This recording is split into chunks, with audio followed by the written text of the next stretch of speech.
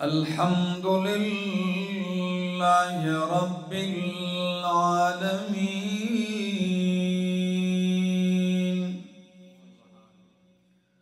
والعاقبة للمتقين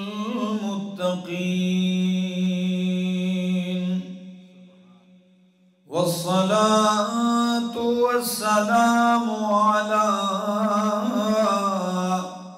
أشرف الأنبياء وإمام المرسلين وعلى آله وأصحابه وأهل بيته أجمعين. أما بعد فأعوذ بالله من الشيطان الرجيم. بسم الله الرحمن الرحيم. يا أيها الناس اعبدوا ربكم الذي خلقكم والذين من قبلكم لعلكم تتقون. الذي جعل لكم الأرض فراشا والسماء بناء وأنزل من السماء ماء فأخرج به من الثمرات رزقا لكم فلا تجعلوا لله أندادا وأنتم تعلمون. سبحان ربك رب العزة عما يصفون وسلام على المرسلين والحمد لله رب العالمين.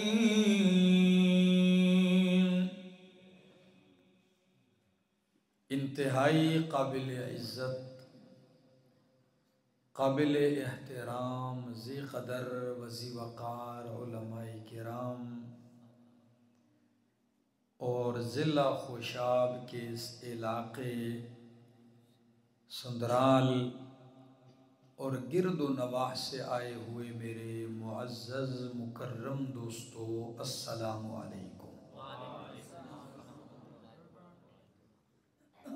دوسری مرتبہ تقریباً 1 سال ہونے کو ہے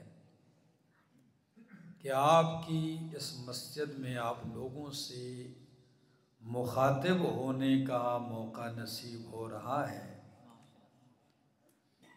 دعا گو ہوں بارگاہ الہی کے اندر کہ اللہ مجھے 100% حق اور سچ کہہ سکنے سمجھا سکنے کی توفیق نصیب فرمائے اور بعد ازاں مجھے اور آپ سب کو عمل کی بھی توفیق نصیب فرمائے.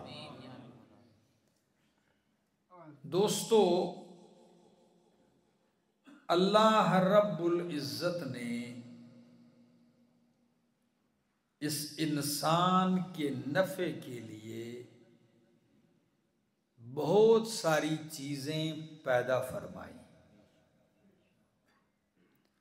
سورج کو روشنی والا بنایا انسان کی خدمت اور فائدے کے لیے.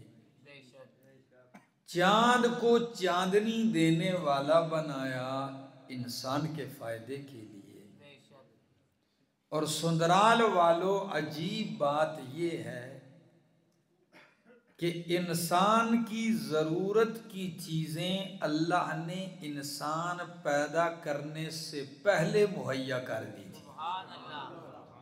ابھی انسان پیدا بھی نہیں، اس کے فائدے کی چیزیں، ضرورت کی چیزیں اللہ نے پہلے پیدا کر کے دنیا میں رکھ دی. میں انشاءاللہ العزیز بات کو کھولوں گا، قرآن انشاءاللہ میں نے سنانا ہے آپ کو آج۔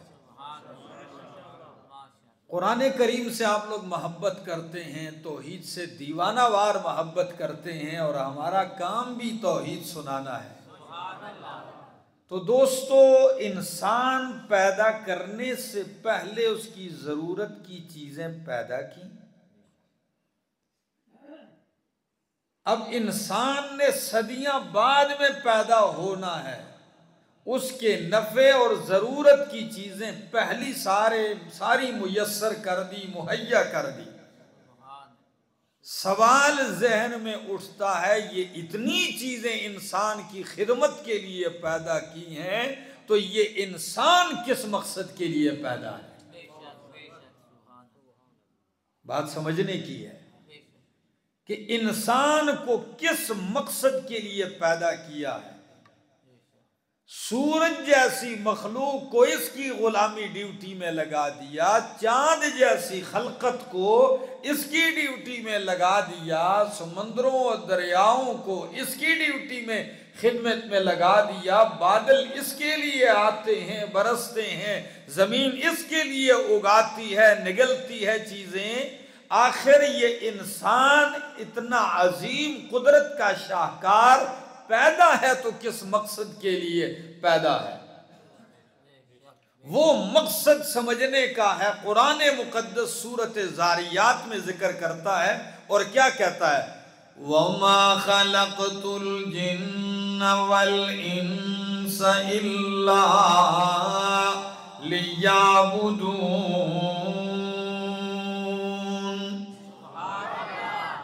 سندرال والو، آج میرا انداز یوں ہوگا، قرآن کو آخر سے ابتدا کی طرف اور ابتدا سے آخر کی طرف لے کے جاؤں گا، تاکہ ایک ہی مسئلہ قرآن کیسے گھما کے آپ کے ذہن میں اتارنا چاہتا ہے۔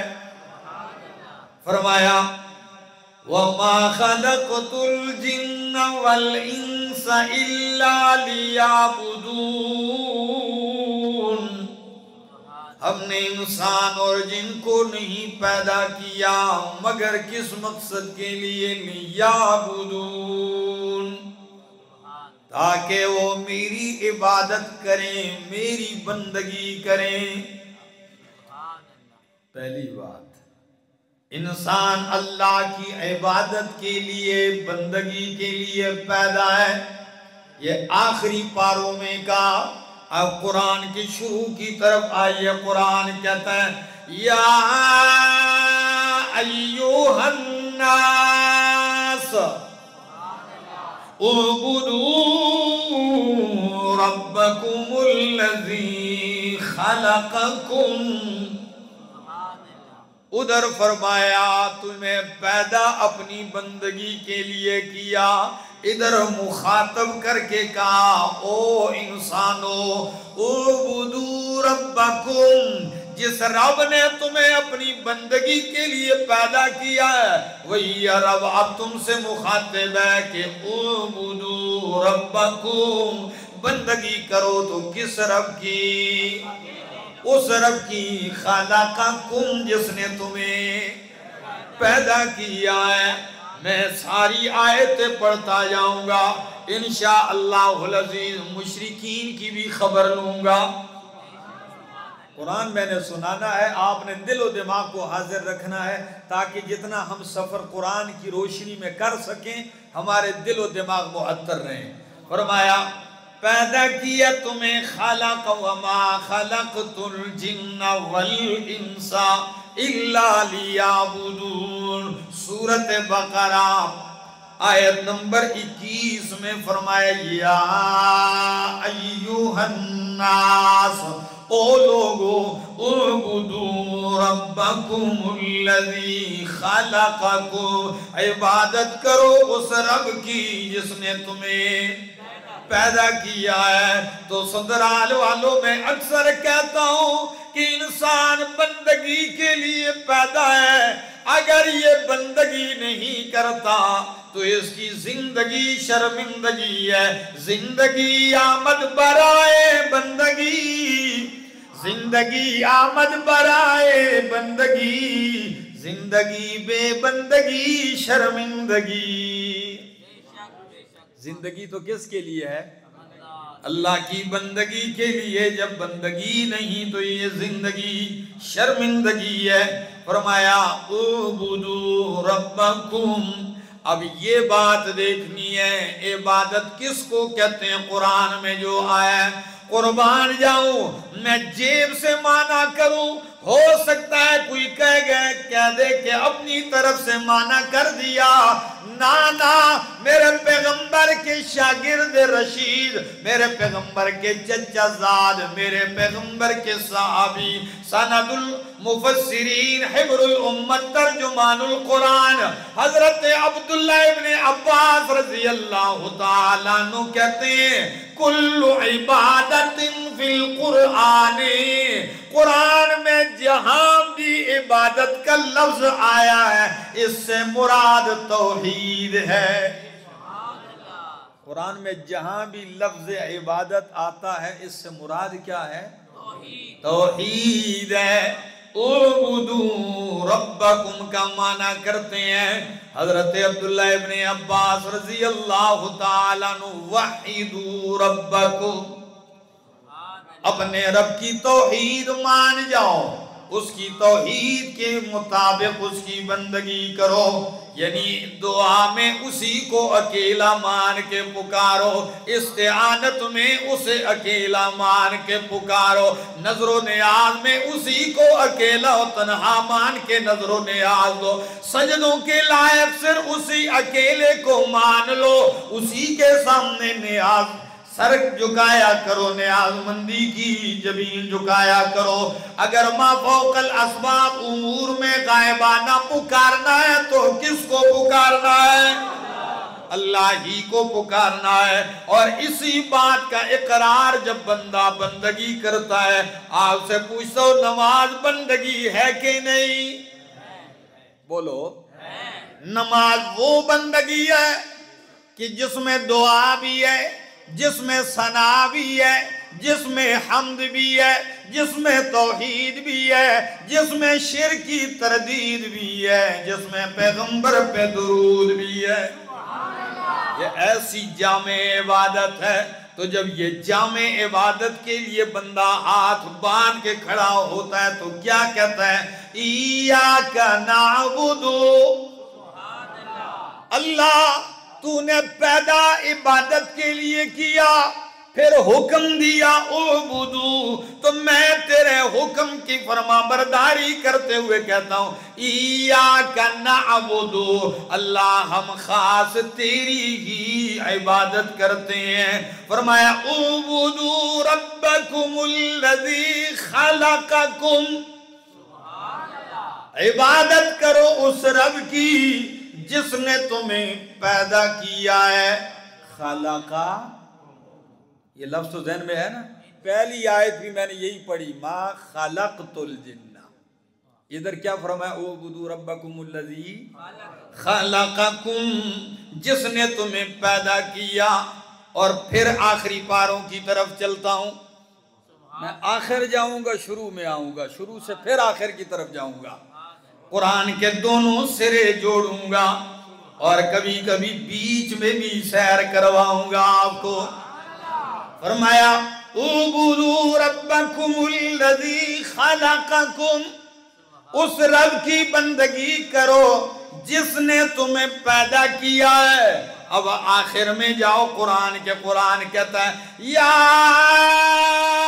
ایھا الانسان ما غرک بربک الکریم الذی خلقک، اللہ، یا ایھا الانسان، او انسانا، ما غرک بربک الکریم، تجھے اپنے اس کرم نواز رب سے کس نے دھوکے میں ڈالا ہے؟ الذی خلقک، جس نے تجھے پیدا کیا، فسواک، پھر تجھے درست کیا، برابر کیا، فَعَدَلَكَ پھر تیرے جوڑ معتدل بنائے تجھے سیدھا کھڑا کیا فَسَوَّاكَ فَعَدَلَكَ فِي أَيِّ صُورَةٍ مَا شَاءَ رَكَّبَكَ پھر جس صورت میں تجھے چاہا جوڑ دیا رکبک قرآن کا آخر میں نے پڑھا اب ذرا پھر شروع کی طرف آئیے سورت آل عمران میں فرمایا هو الذی یصورکم فی الارحام کیف یشاء کوئی لطف محسوس ہو رہا ہے کہ نہیں قرآن کے دیوانے بیٹھے ہوں ویسے ہی بندے کا سینہ کھلتا جاتا ہے فرمایا هو الذی یصورکم بندگی اس رب کی کرنی ہے جس نے تمہیں پیدا کیا ہے پیدا کیسے کیا هو الذی یصورکم اللہ وہ ذات ہے یصورکم جو تمہاری صورتیں بناتا ہے اللہ کیا بناتا ہے یصورکم تمہاری صورتیں بناتا ہے اور قربان جاؤں بناتا بھی ایسے بناتا ہے کیونکہ میرے رب کا ایک نام مصور ہے کیا المصور قرآن میں آتا ہے کہ نہیں آتا ہاں تو اس رب کا ایک نام مصور ہے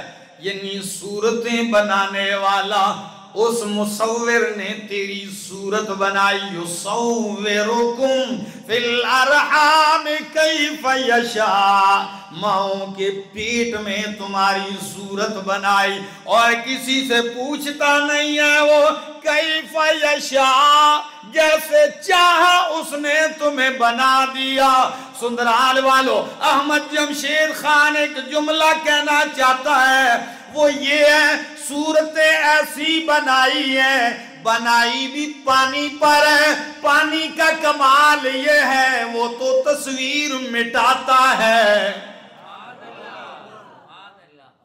بات کی گہرائی تب گئے پانی کا کمال تو یہ ہے وہ تصویر مٹاتا ہے اخبار پہ پانی ڈال دو مٹ جائے گی کاپی پہ تصویر بنا کے پانی ڈالو مٹ جائے گی پانی تصویر مٹاتا ہے یہ پانی کا کمال ہے اور رب نے پانی ہی پر تیری تصویر بنا رہی ہے رب کا کمال ہے نعرہ تکبیر شاد محمد مصطفیٰ شاد صحابہ نعرہ تکبیر هو الذی یصورکم فی الارحام کیف یشاء اور کیسے بنایا تصویر بنائی ایک شعر یاد آ گیا سنا دوں وہ کہتے ہیں کسی شاعر نے کہا تھا نا کہ میرے شعر کا مصرع کوئی مکمل کر دے شعراء کا اپنا مزاج ہوتا ہے کوئی ایک شعر کہہ دیتا ہے تو دوسرا اس کے جواب میں کچھ کہہ دیتا ہے تو وہ کہنے لگا مکمل کیجئے مکمل اس نے کرنے کے لیے لوگوں کے سامنے پیش کیا کیا انداز تھا کہتا ہے اسی لیے تصویر جانا ہم نے کھنچوائی نہیں یہ ایک مصرع ہے کوئی اب پہلا بنا رہا ہے کوئی دوسرا بنا رہا ہے کوئی پہلا بنا رہا ہے مزہ نہیں آ رہا شاعر کو دوسرا ہندو اٹھتا ہے وہ کہتا ہے تیرے شعر کو میں مکمل کروں گا شعر تیرا یہ ہے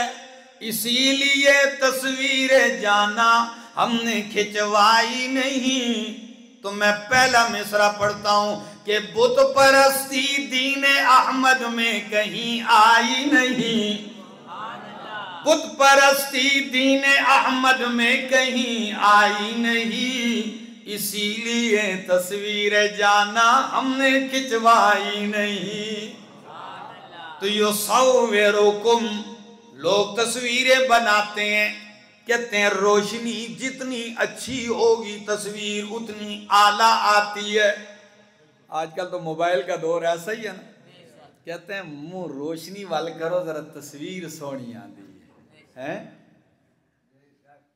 جتنی لو اچھی لگ دی ہوئے چہرے اتے لگے تے تصویر اتنی سونی آندی ہے. اچھا تصویر اتنی اچھی آتی ہے روشنی ہو، لیکن میرا رب ایسا مصور نہیں ہے. وہ کہتا ہے یخلقکم فی بطون امہاتکم خلقا من بعد خلق فی ظلمات ثلاث.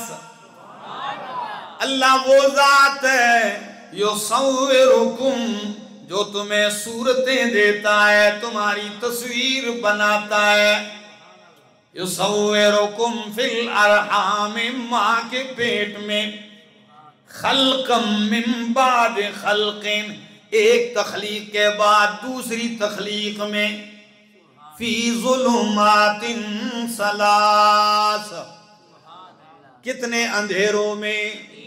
3 اندھیروں میں اندر تصویر بن رہی ہے. اللہ اکبر. اور 3 اندھیروں کے اندر صورت تیار ہو رہی ہے. کس کی صورت؟ وہ صورت تیار ہو رہی ہے جب کبھی رب بھولا نہیں، آنکھ کی جگہ کان نہیں لگا، کان کی جگہ ناک نہیں لگی، کبھی خطا نہیں ہوئی. فی ظلمات ثلاث. میں نے کہا قرآن اول سے پڑھوں گا آخر تک لے جاؤں گا، کبھی بیچ میں بھی سیر کرواؤں گا. اب ذرا آئیے قرآن 3 اندھیروں کے اندر، اب بیچ میں قرآن پڑھنے لگا ہوں. یہ میرے سامنے اللہ کا قرآن ہے.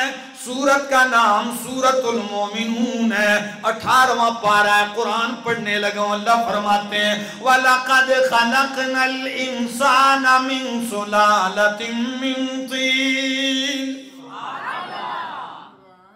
تھکے تو نہیں ہے نا؟ انشاءاللہ تھکنا نہیں. آج میں نے تھکاوٹ اتار دینی آپ لوگوں نے. فرمایا وَلَقَدْ خَلَقْنَا الْإِنسَانَ، البتہ تحقیق ہم نے پیدا کیا انسان اول یعنی آدم علیہ السلام کو، من سلالت من طین، مٹی کے خلاصے سے. کس سے؟ ساری مٹی اکٹھی کی، گوندا گیا، اس کے خلاصے سے پیدا کیا آدم علیہ السلام کو. پھر اس کی نسل کو آگے کیسے پیدا کیا؟ فرمایا ثم جعلناہ نطفۃ فی قرار مکین. پھر باقی نسل کو اللہ نے نطفے سے پیدا کیا. نطفہ ایک قطرے پانی کو ٹھہرنے کی جگہ اللہ نے بنایا. ثم خلقنا النطفۃ علقۃ، پھر اللہ نے اس ایک قطرہ پانی کو لوتھڑا بنا دیا، جمع ہوا خون بنا دیا. فخلقنا العلقۃ مضغۃ، پھر اللہ نے اس جمع ہوئے خون کو گوشت کی بوٹی بنا دیا. فخلقنا المضغۃ عظاما، پھر اس بوٹی سے اللہ نے ہڈیاں بنا دی. فکسونا العظام لحما، پھر ہڈیوں کے اوپر گوشت چڑھا دیا. ثم انشأناہ خلقا آخر، پھر اس کو نئی دوسری تخلیق میں پیدا کر دیا. اگلی جنم میں آ گیا، دنیا میں آ گیا. تو سندرال والو، اگر رب نے توحید کی محبت دل میں ڈالی ہے تو کچھ کہنا چاہوں گا، جواب ضرور دینا ہے. قرآن کہتا ہے ثم انشأناہ خلقا آخر. آیت مکمل کی تو کس لفظ پر؟ فتبارک اللہ احسن الخالقین. کچھ کہلوانا چاہوں گا، بخل نہیں کرنا، تائید کرنی ہے سب نے سبحان اللہ کہہ کر.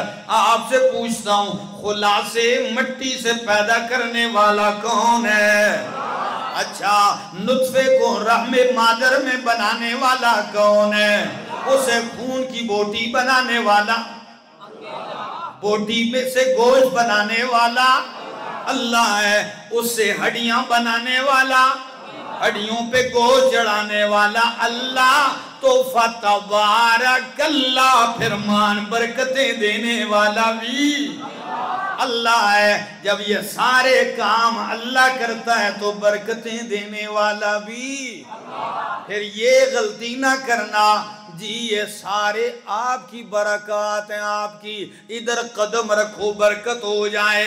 قبر کی مٹی میں برکتیں نہ تلاش کرنا، وہاں کے نمک میں اور تیل میں برکتیں تلاش نہ کرنا. قرآن پڑھا ہوتا، قرآن سارا کہتا ہی ہے کہ برکتیں دینے والا کون ہے. اب میں پڑھوں ذرا قرآن. قرآن کہتا ہے تبارک الذی نزل الفرقان على عبده لیکون للعالمین نذیرا. برکتوں والی ہے وہ ذات جس نے اپنے بندے پر فرقان نازل کیا تاکہ جہان کے لیے ڈرانے والا بن جائے. فتبارک اللہ رب العالمین تبارک اسم ربک ذی الجلال والاکرام. تبارک الذی بیدہ الملک. اچھا تو فرمایا الذی خلقک، اور شروع میں فرمایا اعبدوا ربکم الذی خلقکم. اس رب کی بندگی کرو جس نے تمہیں پیدا کیا ہے. اللہ اکبر. کیسے بندگی کریں؟ اس نے پیدا کیا ہے. فرمایا جس نے پیدا کیا ہے اس کی بندگی کرو.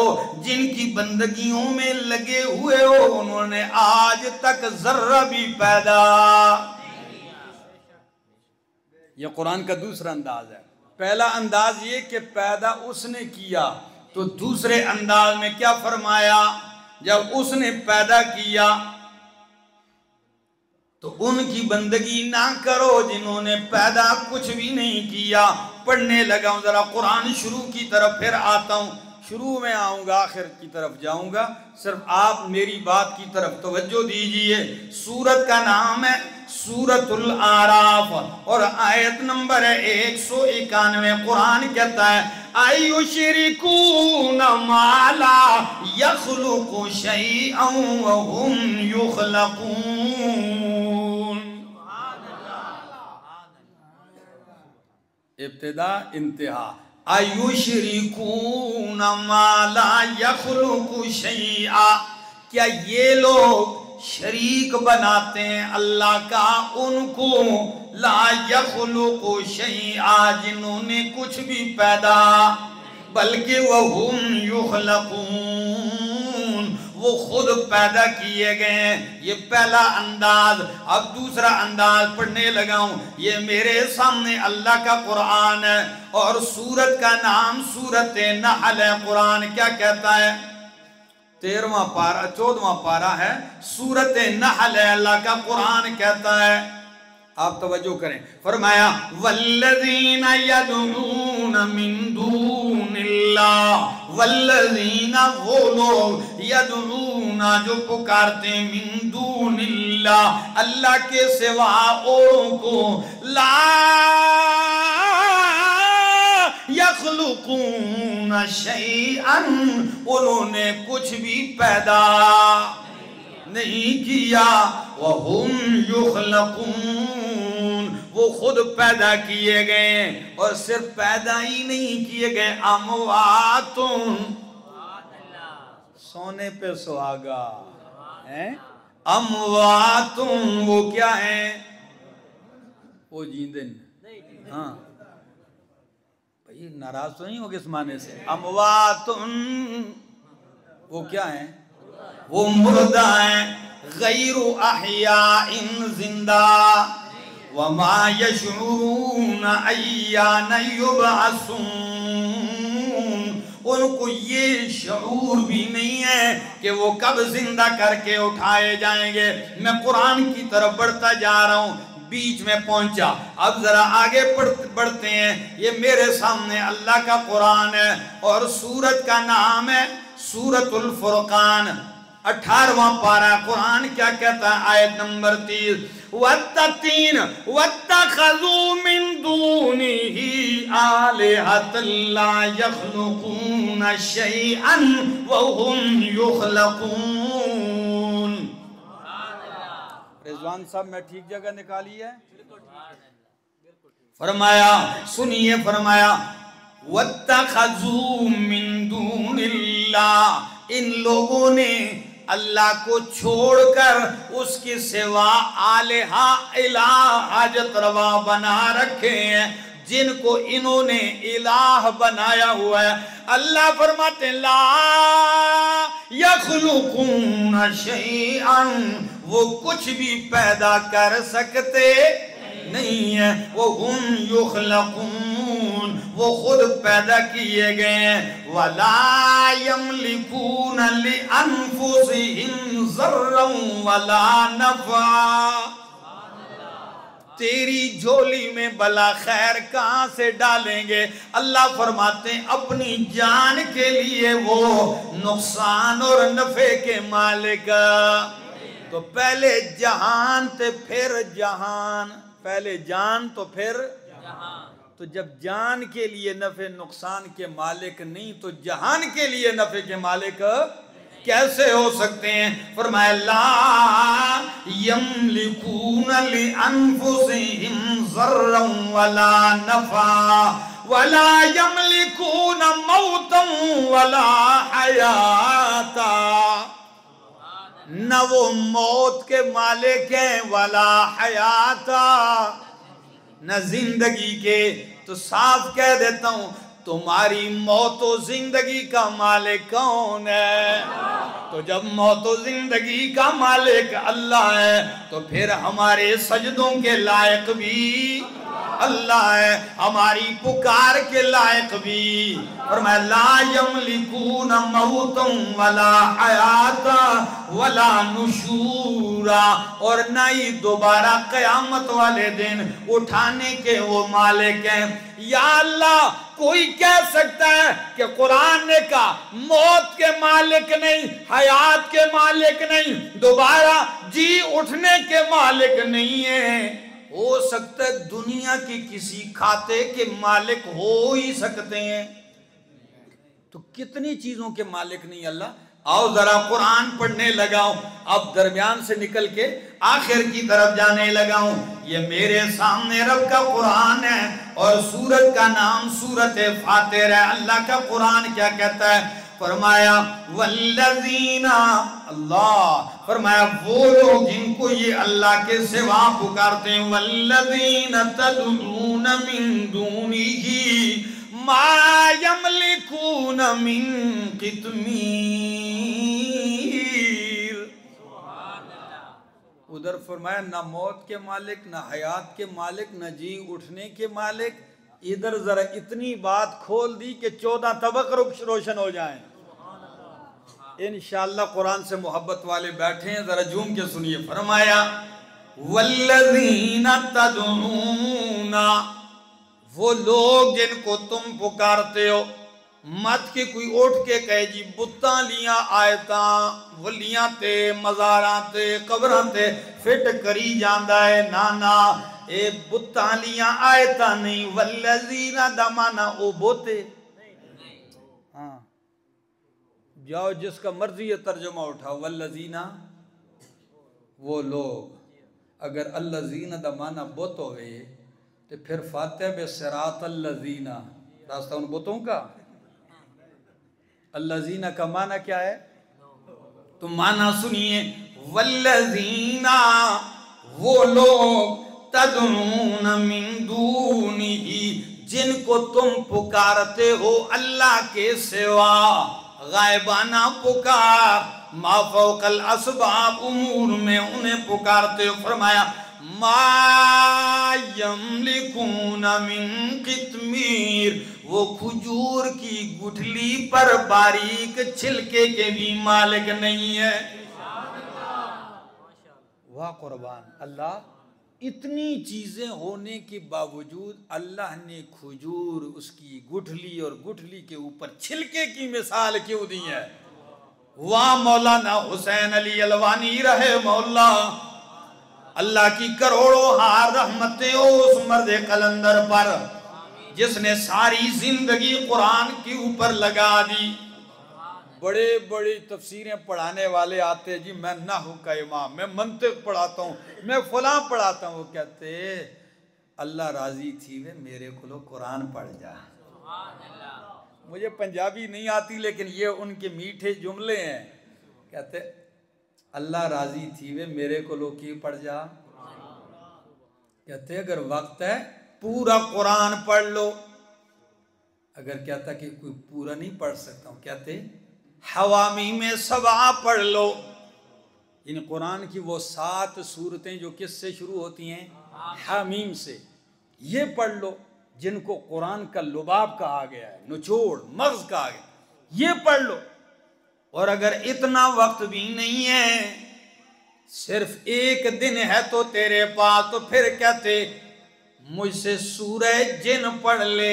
1 دن سورہ جن، 1 دن سورہ جن. تو سورہ جن پڑھ لے تاکہ شرک کی جڑیں کاٹ کے رکھ دی جائیں. نری توحید ہے. تو مولانا حسین علی الوانی رحمہ اللہ فرماتے ہیں اللہ نے یہ مثال دی ہی قبر پرستوں کے رد کے لیے ہے. اب میں سناؤں گا تو انشاءاللہ آپ بولیں گے، پھر جوم کے بولو گے. ذرا سنیے. فرمایا وہ کھجور کی گٹھلی پر باریک چھلکے کے مالک نہیں. کیا حکمت ہے کھجور کی مثال میں؟ یہ قبر کے ساتھ بالکل مشابہت رکھتی ہے.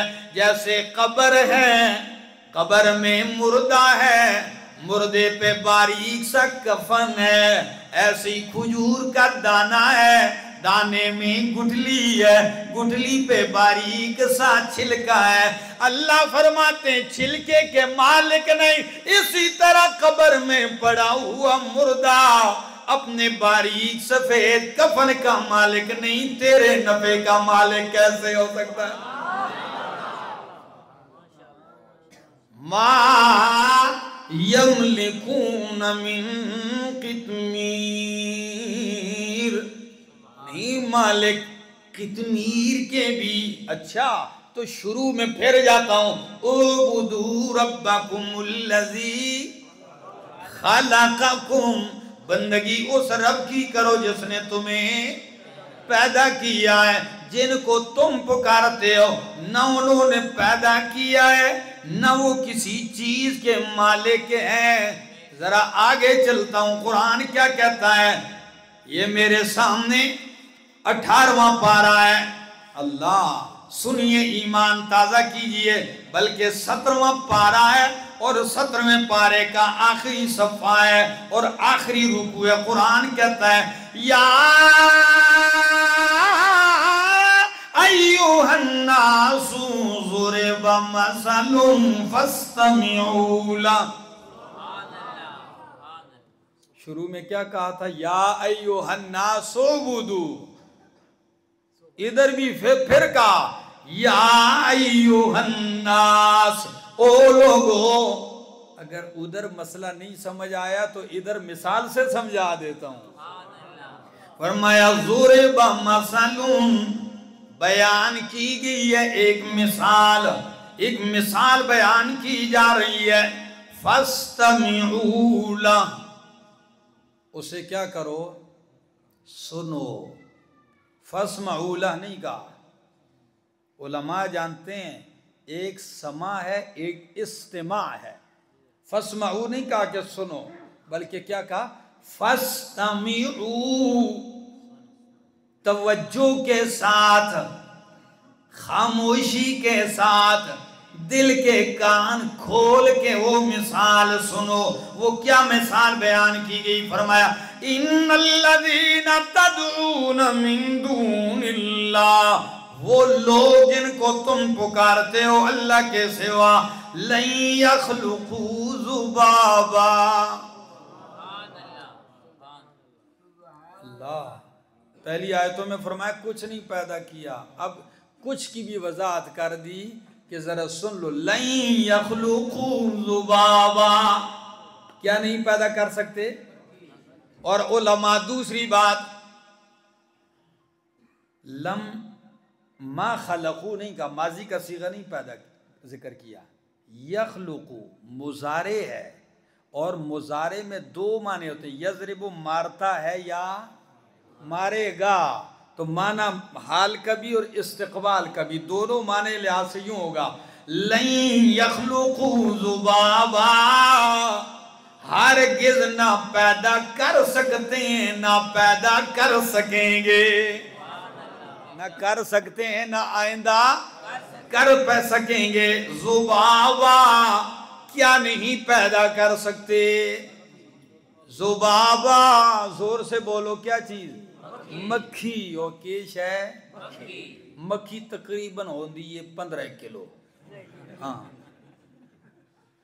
کتنی ہوتی ہے؟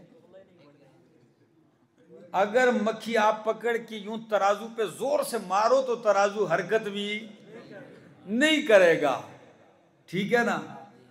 جس ترازو کے ساتھ آپ چاول گندم وغیرہ تولتے ہیں اس میں تو میرے خیال ہے کوئی 50-60 مکھیاں بھی آ جائیں تو ترازو حرکت.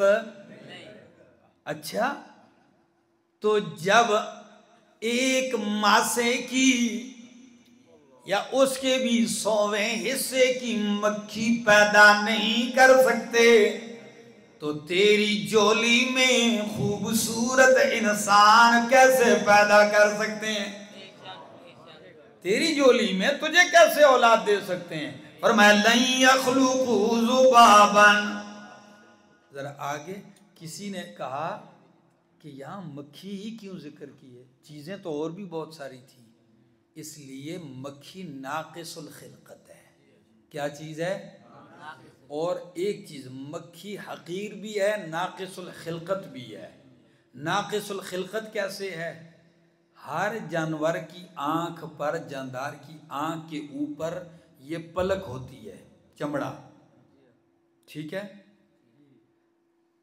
مکھی کی آنکھ پر یہ، تو جب بھی آپ مکھی کو دیکھو گے وہ آنکھوں کے اوپر پر ہاتھ مارتی رہتی ہے، بازو مارتی ہے. کبھی غور سے نظارہ کرو، ہر تھوڑی دیر کے اوپر اپنے سر کے اوپر اپنے پاؤں مارتی ہے، اگلے ہاتھ.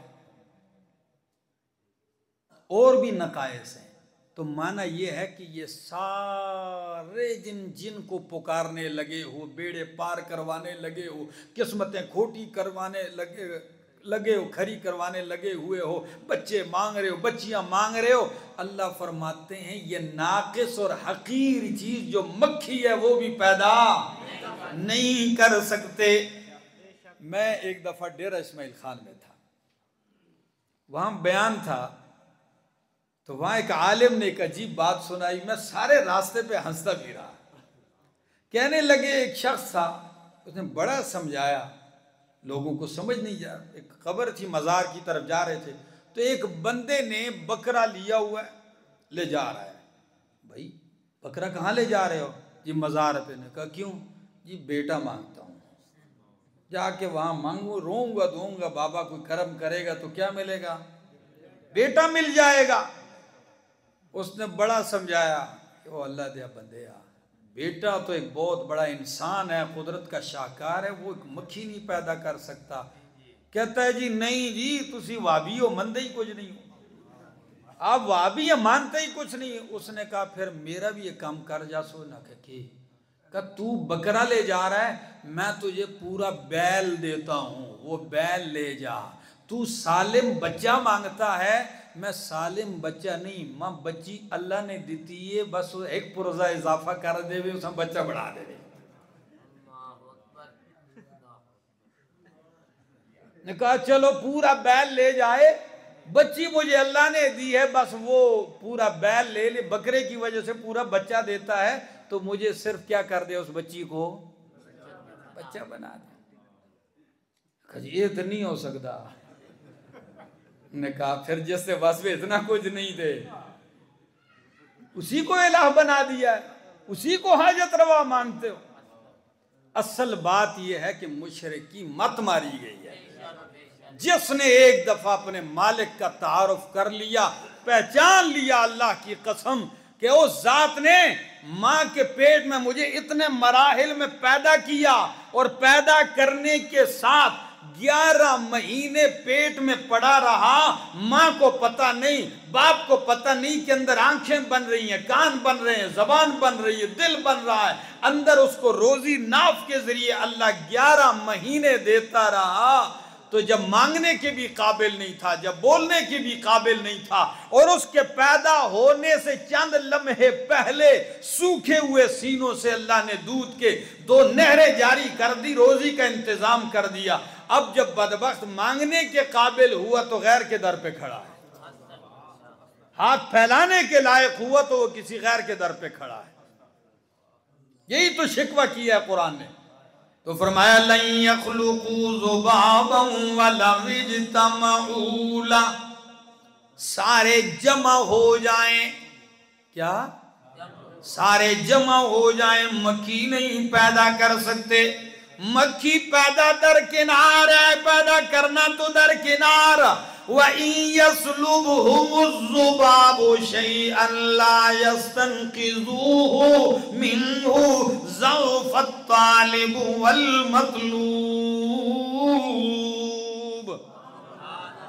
اگر مکھی ان سے کوئی چیز چھین کے لے جائے، کیسے کر کے؟ واہ، قرآن تیرے سمجھانے پہ قرآن ان یأخذ نہیں کہا، کیا؟ کہ لے جائے، نہیں، یأخذ نہیں کہا، کیا لفظ استعمال کیا؟ ان یسلب، صحیح زبردستی کھس لے وے، چھین کے لے جائے، چھین کے لے جائے، تو یہ سارے مل کے اس سے چھینی ہوئی چیز واپس، تو جو مکھی سے چھینی ہوئی چیز واپس نہیں لے سکتے، وہ تیرے نفع نقصان کے مالک کیسے ہو سکتے ہیں؟ فرمایا ضعف الطالب والمطلوب، کمزور ہے یہ طالب جو اوپر کھڑا ہے ہاتھ باندھ کے، اور والمطلوب کمزور ہے وہ جو نیچے پڑا ہوا ہے جس سے یہ طلب کر رہا ہے۔ طالب بھی کمزور، مطلوب بھی، عابد بھی کمزور، اور جس کی وہ عبادت کر رہا ہے اللہ کے سوا وہ بھی کمزور۔ یا اللہ یہ لوگ ایسا کیوں کرتے ہیں؟ جو مکھی نہیں پیدا کر سکتے ان سے جا کے مانگنے لگتے ہیں۔ اللہ فرماتے ہیں ما قدر اللہ حق قدری، اصل بات یہ ہے انہوں نے اللہ کی قدر نہیں کی جس طرح اللہ کی قدر کرنے کا حق ہے۔ یہ ناقدرے ہیں، اللہ کو پہچانا ہی نہیں ہے، یہ ناقدرے ہیں جو اتنی بڑی کائنات بنا کے سوار کے چلا رہا ہے۔ سچ بتاؤ، سورج اس وقت بھی تھا پاکستان پہ طلوع ہوتا تھا جب پاکستان میں کوئی قبر نہیں تھی، چاند اس وقت بھی طلوع ہوتا تھا جب دنیا میں کوئی مزار نہیں تھا،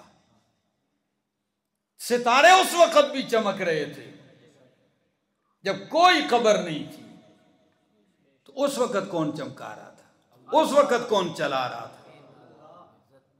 تو اب کون کرے گا؟ میرے دوستو، اللہ کا لاکھ لاکھ شکر کرو، اس مالک نے تمہیں عقیدہ توحید سے نواز دیا، اس خالص توحید کے اوپر ہو تم۔ میں کبھی کبھی سوچتا ہوں، اللہ نے فرمایا ملاوٹ سے پاک دودھ تمہیں دیتا ہوں، میں مثال تفصیل نہیں بیان کرتا زیادہ، لبنن، گوبر سے، پیشاب سے، خون سے، ساری گندگیوں سے بچا بچا کے تیرے برتن میں دودھ جس طرح خالص ڈالتا ہوں، تو بھی ریاکاری سے، شرک سے، بدعت سے، ان ساری گندگیوں سے بچا بچا کے میری بارگاہ میں عبادت پیش کیا کر۔ اب دودھ میں اگر کوئی پانی ڈال دے تو وہ خالص رہے گا؟ نہیں، بولو نہیں۔ اچھا تھوڑا سا ڈال دے، نہیں، اچھا منرل واٹر ڈال دے، یہ کھارا نہیں، اچھا پانی ڈال دے، پورا جہاز اسلام آباد سے بک کر کے لے جائے، زمزم لا کے اس میں ڈال دے، ہون تے خالص رہتی؟ کیوں؟ بھائی جہاز گیا ہے وہاں سے زمزم لا کے ڈالا ہے، اتنا قیمتی پانی کہ ہم ایک گھونٹ کو ترستے ہیں، اب بھی وہ خالص ہے؟ پھر یہی عبادت ہے کہ خالص ہو، چاہے جتنا بھی کوئی اونچی شان والا ہو، اس کو اگر شریک کرو گے تو خالص نہیں رہے گی عبادت۔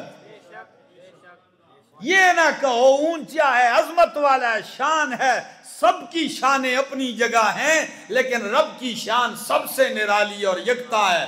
اور قربان جاؤں، رب نے مسئلہ زکوٰۃ قرآن میں بیان کیا تو ایک ہی عنوان آتوا الزکوٰۃ۔ رب نے نماز کا ذکر کیا قرآن میں تو اقیموا الصلاۃ، ہی ایک عنوان قائم کیا۔ حج کی باری آئی، فرمایا اتموا الحج والعمرۃ للہ۔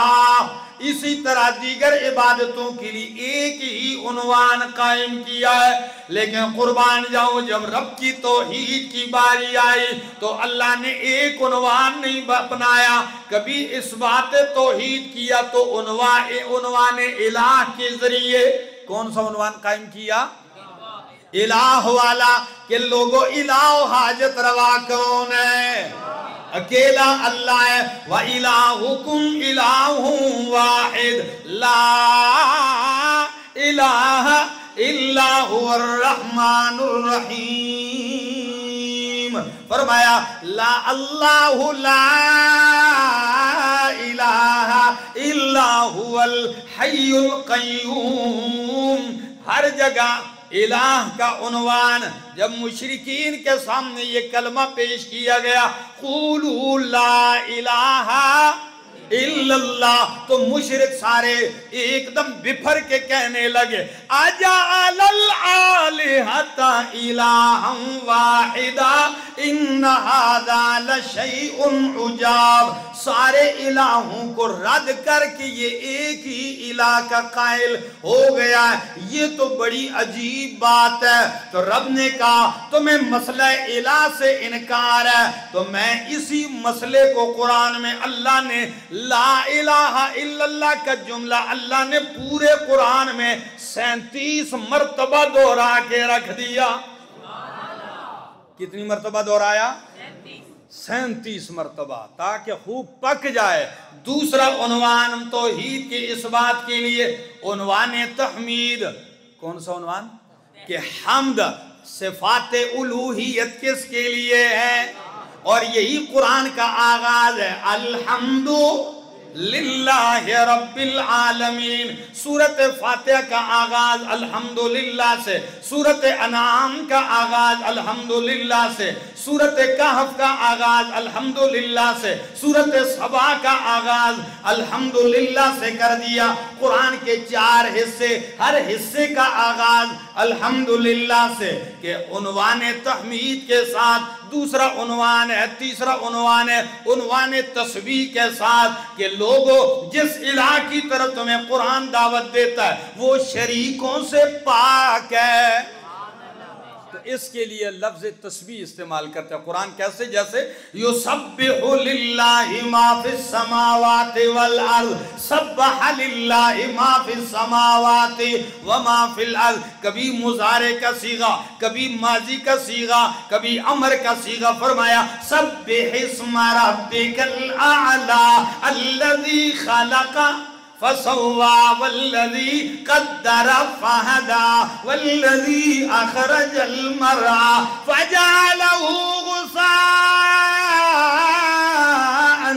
أحوى۔ اور کبھی فرمایا مصدر کا صیغہ استعمال کیا، فرمایا سبحان الذي أسرى بعبده ليلا من المسجد الحرام إلى المسجد الأقصى۔ تو یہ عنوان تسبیح، اور کبھی کبھی عنوان برکت۔ وہ میں نے ساری آیتیں پہلے پڑھ دی برکت کی۔ اور جب نماز پڑھتے ہو اللہ نے چاروں عنوان کو ثنا میں اکٹھا کر دیا۔ میں نے کتنے عنوان گنوائے؟ چاروں کو کس میں جمع کیا؟ اللہ اکبر، سبحانک اللہم وبحمدک वतबारक अस्मुका वतआला जद्दुका वला इलाहा गैरुक। चारों उन्वान कैसे? सुब्हानकल्लाहुम्मा उन्वान तस्बीह, अल्लाह तू पाक है। व बिहम्दिका उन्वान हम्द, के सारी हम्दें किसके लिए हैं? अच्छा, सुब्हानकल्लाहुम्मा व बिहम्दिका व तबारक, अल्लाह बाबरकत नाम तेरा है। व तआला जद्दुका, और चौथा उन्वान वाला इलाहा गैरुका, तेरे सिवा कोई इलाह नहीं। तो उन्वान इलाह, ताकि पता चल जाए पहले तौहीद समझ, तौहीद की के उन्वान इकट्ठे कर, फिर नमाज पढ़, तुझे नमाज में मजा आएगा। अगर अकीदा शिरक वाला है तो इकबाल कहता है तेरा दिल तो है सनम आशिना, तुझे क्या मिलेगा नमाज में? दिल ही जब बुत कदा बना हो तो फिर नमाज में क्या मिलेगा?